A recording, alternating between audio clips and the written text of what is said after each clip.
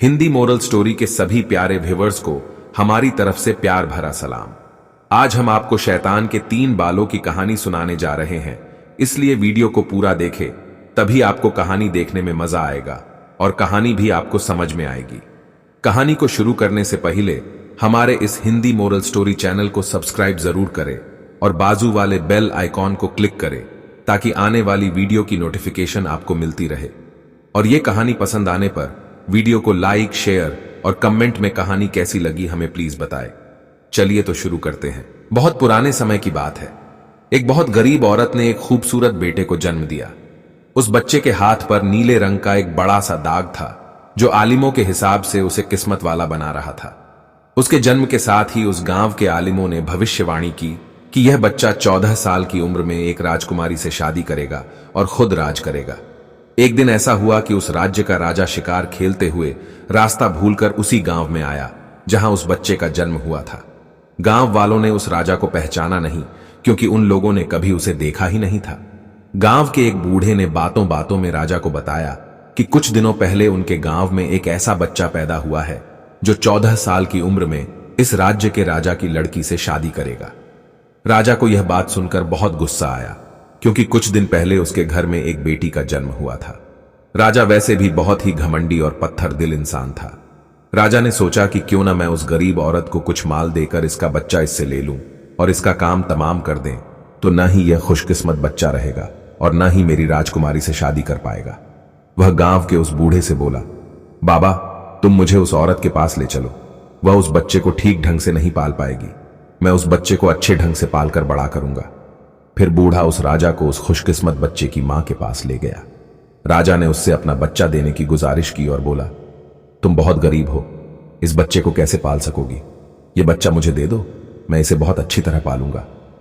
वह गरीब औरत उसे अपना बच्चा देने से इनकार करती रही। तब राजा ने उसे बहुत सा माल दिया और बोला, इस माल से तुम अपना पेट पालना और जब यह तुम्हारा बेटा बड़ा हो जाएगा तो खुद ही तुम्हारे पास आ जाएगा। गरीब मां ने सोचा, चूंकि यह बहुत ही खुशकिस्मत बच्चा है, इसीलिए यह अमीर आदमी इसे लेने मेरे घर आ पहुंचा है। शायद यही अल्लाह की मर्जी है। बहुत सोच विचार के बाद उस गरीब औरत ने अपना बच्चा राजा को दे दिया। राजा ने उस बच्चे के लिए एक लकड़ी का संदूक खरीदा और उस संदूक में डालकर बहते हुए पानी में छोड़ दिया। उसने सोचा कि दम घुटने से बच्चा इस संदूक के अंदर ही मर जाएगा। वह यह सोचकर मन ही मन बहुत खुश हो रहा था कि उसने अपनी प्यारी सी बेटी को उस अनचाहे शौहर से बचा लिया। लेकिन उसे क्या पता, मारने वाले से बचाने वाला बड़ा होता है। यही उस बच्चे के साथ भी हुआ। वह लकड़ी का संदूक बहते बहते एक पंचक्की में जाकर अटक गया। उस पंचक्की पर काम करने वाले नौकर ने जब वह लकड़ी का बक्सा देखा तो बहुत खुश हुआ।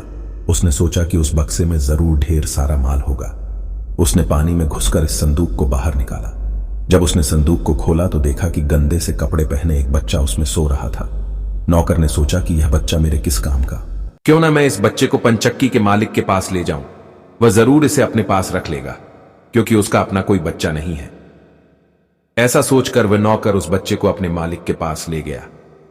पंचक्की का मालिक उस बच्चे को देखकर बहुत खुश हुआ। उसने सोचा कि शायद अल्लाह ने उसकी बीवी की दुआ सुन ली और इस बच्चे को उसके पास भेज दिया।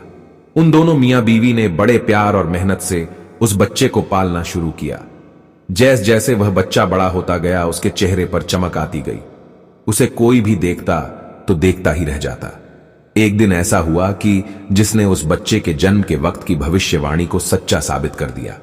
हुआ यूं कि राजा किसी काम से उसी रास्ते से बाहर जा रहा था जिस रास्ते पर वह पंचक्की थी।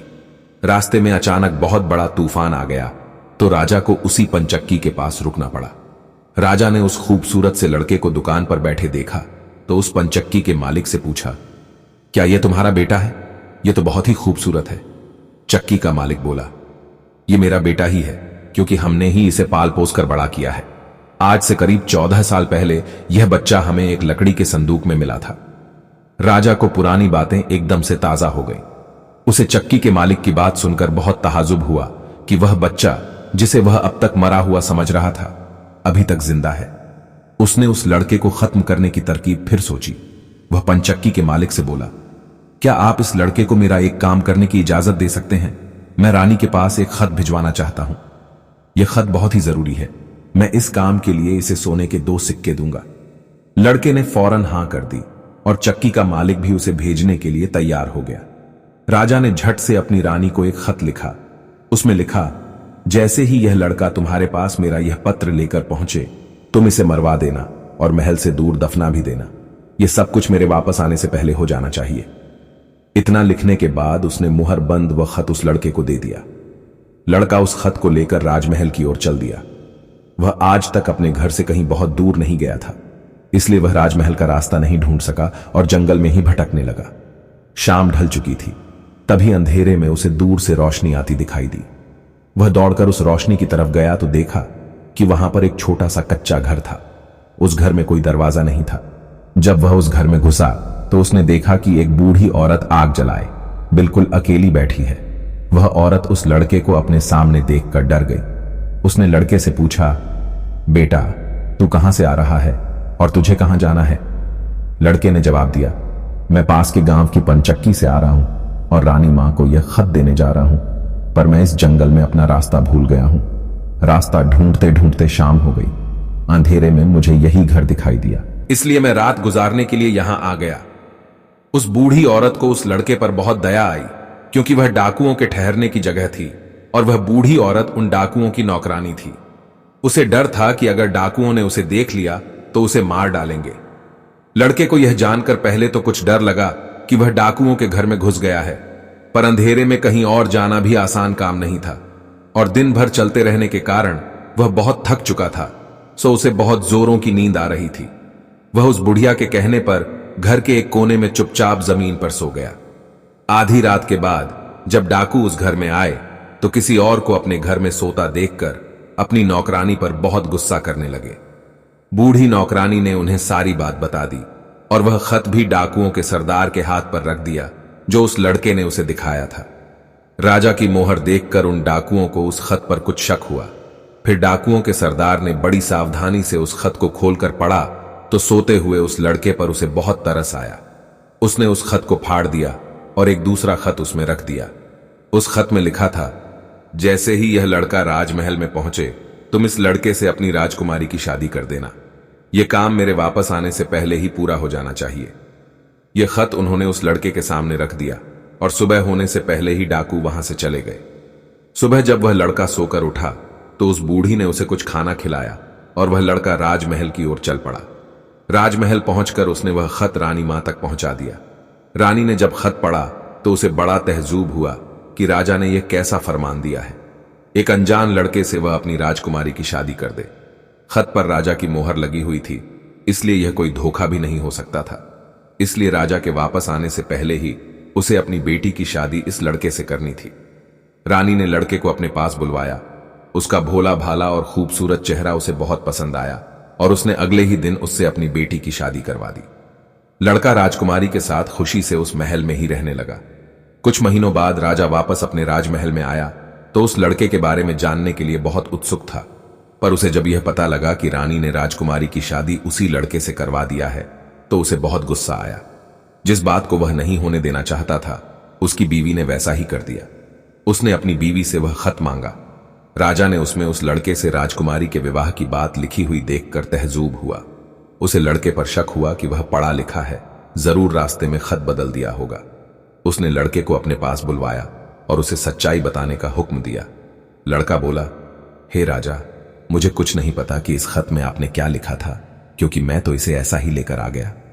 हाँ, जंगल में मैंने एक पुराने घर में रात जरूर गुजारी थी, क्योंकि मैं राजमहल का रास्ता नहीं ढूंढ पाया था और जंगल में भटक गया था। राजा को उस लड़के की बात पर यकीन नहीं हुआ। वैसे भी राजा को उस लड़के से बहुत नफरत थी। वह नहीं चाहता था कि उसकी बेटी से शादी करने के बाद वह इस राज्य का राजा बने।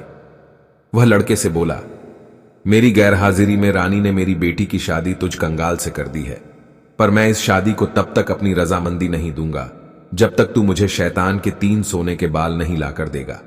जब तू ये 3 सोने के बाल मुझे देगा तभी सही मायने में उसका शौहर बन पाएगा। राजा ने ऐसी नापूरी होने वाली शर्त इसलिए रखी थी कि 3 सोने के बाल ढूंढते ढूंढते ही यह लड़का कहीं मर खप जाएगा। इस हिसाब से उसे इस लड़के से अपने आप छुटकारा मिल जाएगा। अब लड़के के आगे राजा का हुक्म मानने के अलावा कोई और रास्ता नहीं था, क्योंकि अगर वह राजा का हुक्म ठुकराता तब भी राजा उसे मरवा देगा।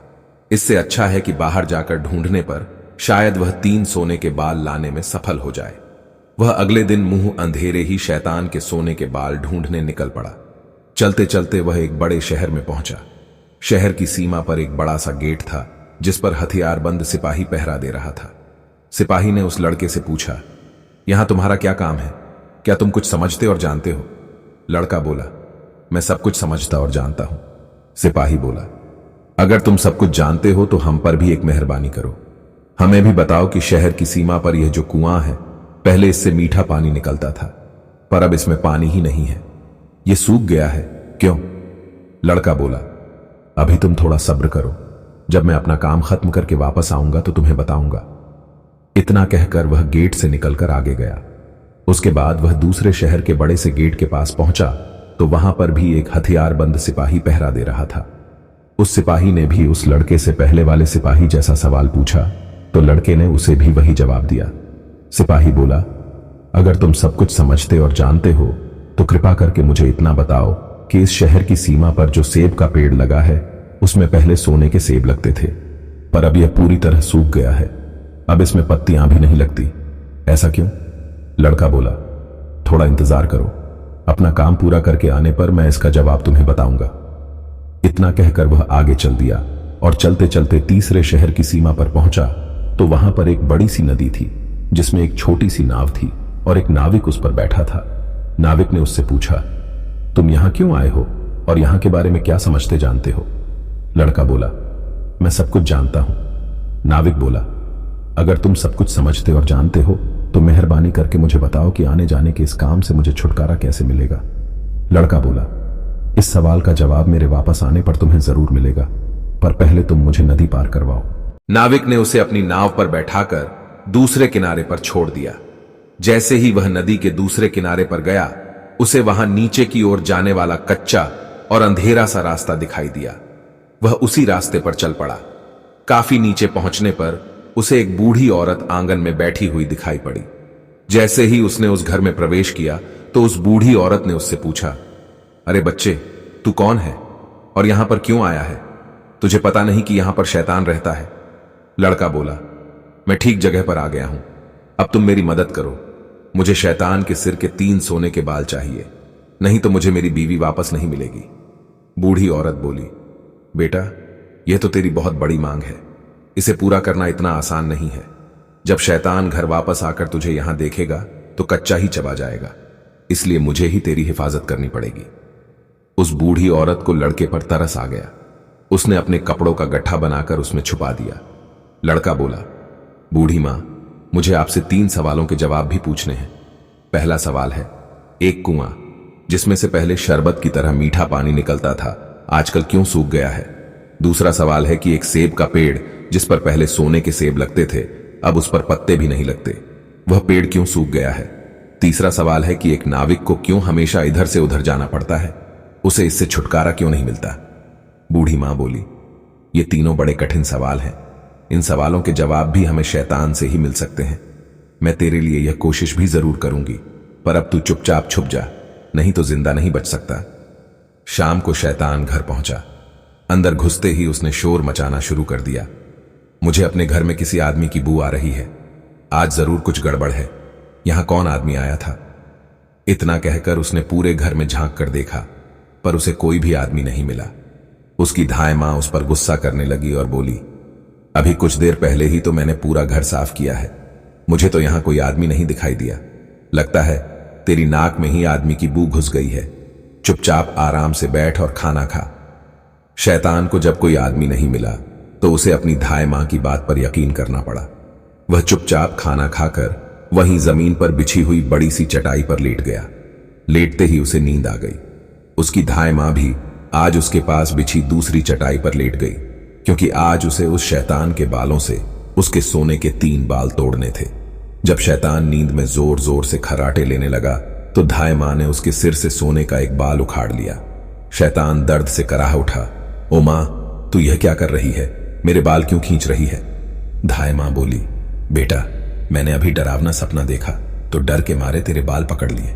शैतान बोला, ऐसा कौन सा सपना था जिससे तू इतना डर गई? बूढ़ी दाई मां बोली, मैंने सपने में देखा कि बाजार वाला कुआं जिससे शरबत निकलता था अब सूखा पड़ा है। इसमें किसका कसूर है? शैतान बोला, इसे सिवाय मेरे कोई नहीं जानता। उस कुएं के नीचे एक बड़ा सा पत्थर है और उसी पत्थर के नीचे एक बड़ा सा मेंढक रहता है। अगर उस बड़े से मेंढक को मार दिया जाए तो उस कुएं से फिर से शरबत निकलना शुरू हो जाएगा। इतना कहकर शैतान फिर जोर जोर से खराटे भरने लगा। धाय मां को जब यकीन हो गया कि शैतान पूरी तरह से सो गया है तो उसने उसके सिर से सोने का दूसरा बाल उखाड़ लिया। शैतान फिर जोर से चीखा, ओ मां, ये तू क्या कर रही है? धाय मां बोली, बेटा बुरा मत मान, मैंने फिर से एक अजीब सा सपना देखा था, तभी डर के मारे तेरे बाल मेरे हाथ में आ गए। उसने पूछा, ऐसा कैसा सपना था जिससे तू इतना डर गई थी? बूढ़ी मां बोली, मैंने सपने में देखा कि उस राज्य की सीमा पर जो सेब का एक पेड़ है जिस पर पहले सोने के सेब लगते थे अब सूख गया है। इसके सूखने का क्या कारण है? शैतान बोला, इस पेड़ की जड़ में एक चूहा रहता है जो इसकी जड़ों को काटता रहता है। अगर उस चूहे को मार दिया जाए तो वह पेड़ फिर से सोने के सेब देने लगेगा। पर अब तू मुझे अपने सपनों से परेशान मत कर, मुझे चैन से सोने दे। इतना कहकर थोड़ी देर बाद वह शैतान फिर जोर जोर से खर्राटे लेने लगा।